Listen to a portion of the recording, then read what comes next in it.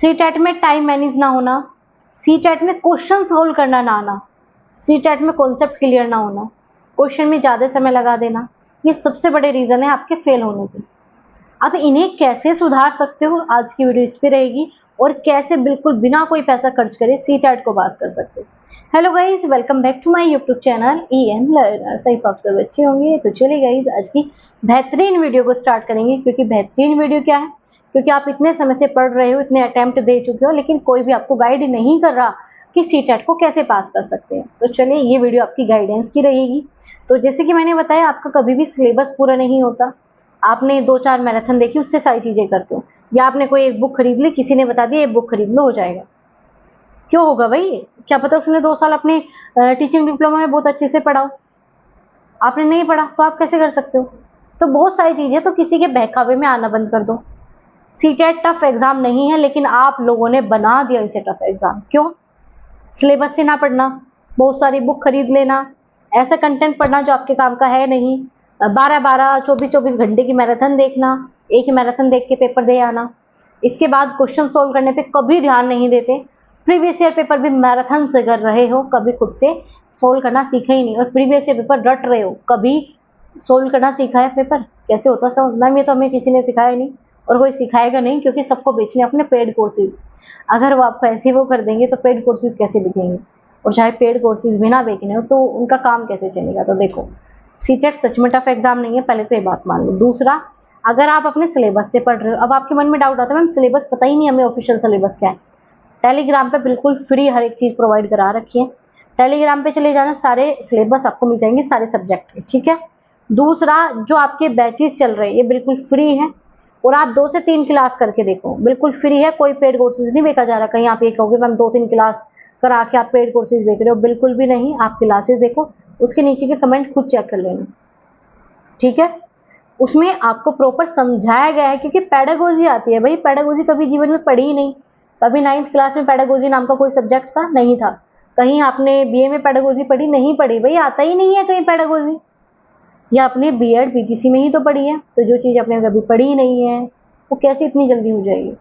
अगर आप प्रॉपर जा रहे हो B.Ed PTC में तो अच्छी बात है, लेकिन बहुत से बच्चे प्राइवेट करते हैं, बहुत से बच्चे कम जाते हैं, और बहुत से कॉलेजों में टीचर पढ़ाते ही नहीं है।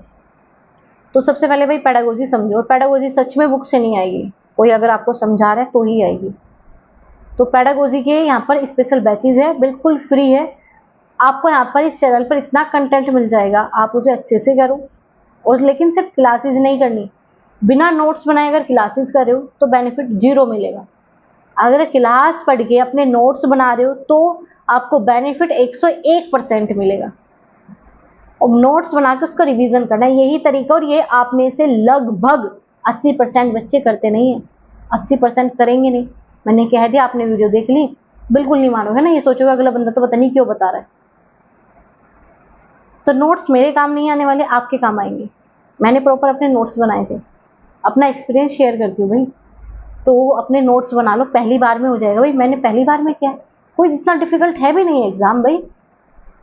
तो बिना कोई पैसा खर्च किए क्या है, बता रही हूँ मैं आपको कैसे करना है। चले जाओ चैनल पर, सारी वीडियोस प्लेलिस्ट ऐसी बना रखी है, कुछ ढूंढना पड़ेगा ही नहीं। और याद रखना, बिना NCERT के काम नहीं चलेगा, NCERT के प्रॉपर बैचेस चलते हैं। अब नहीं पढ़ोगे, अब शॉर्ट तरीका अपनाओगे ना सीटेट में, KVS में दोबारा यही सब चीज़ें पढ़नी पड़ेगी। उसी NCERT पे आओगे, उसी पेडागोजी पे आओगे, जाना उसी पे पड़ेगा। तो पहले ही अच्छे से कर लो ना कवर, ताकि फिर KVS में 30-40% ही नया पढ़ना पड़े। सब चीज़ तो पहले ही तैयार हो रखी है, तभी तो सिलेक्शन होता है बच्चों का जल्दी। लेकिन आप में से मानेंगे नहीं आधे बच्चे, खैर जो भी है। आप जाकर प्लेलिस्ट चेक करो, टेलीग्राम चैनल ज्वाइन करो, वहाँ पर सब कुछ फ्री प्रोवाइड करा रखा है। तो सबसे बड़ी गलती यही हो रही थी मैम, कॉन्सेप्ट क्लियर नहीं। कॉन्सेप्ट क्लियर हो जाएंगे। टाइम मैनेजमेंट, सिलेक्शन सीरीज कर लेना, टाइम मैनेजमेंट की समस्या आएगी नहीं, क्योंकि कम समय में क्वेश्चन कैसे सोल्व किए जाते हैं यही मैंने आपको समझाया, ठीक है, और यही आपको समझना है। इसके अलावा दूसरा आता है मैम, स्पीड नहीं बढ़ती। जब क्वेश्चन कॉन्सेप्ट क्लियर होगा, ऑटोमेटिक स्पीड बढ़ती है। जब आपको पता है इसमें अपसारी चिंतन पूछा है और ये ऐसे ऐसे होता है, तो की पॉइंट याद है, क्वेश्चन में टाइम कहाँ लगेगा? लगेगा ही नहीं भाई, ठीक है। इसके बाद आप क्या कहते हो मैम, पेपर जो है इनकम्प्लीट रह जाता है। पेपर इनकम्प्लीट तभी रहता है जब कॉन्सेप्ट इनकम्प्लीट हो। अगर कोई चीजें हमने पढ़ रखी है और उससे क्वेश्चन बनेगा, आप कैसे नहीं करोगे?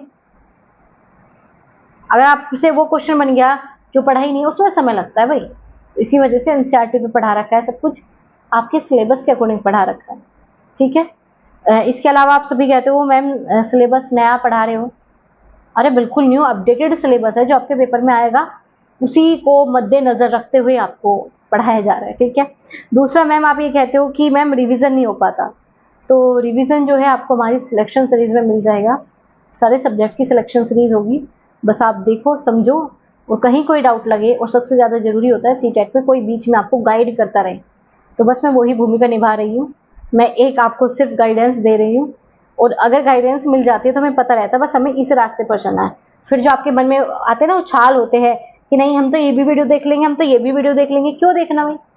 जब एक बार आपने चीज़ें पढ़ ली और वो आपको बिल्कुल क्लियर कट है, 1% डाउट नहीं है, फिर भी आप उस वीडियो उसी टॉपिक के ऊपर पता नहीं कितने यूट्यूबर की वीडियो देख लोगे ना, कितने टीचर देख लोगे, उसी वीडियो उसी टॉपिक के ऊपर।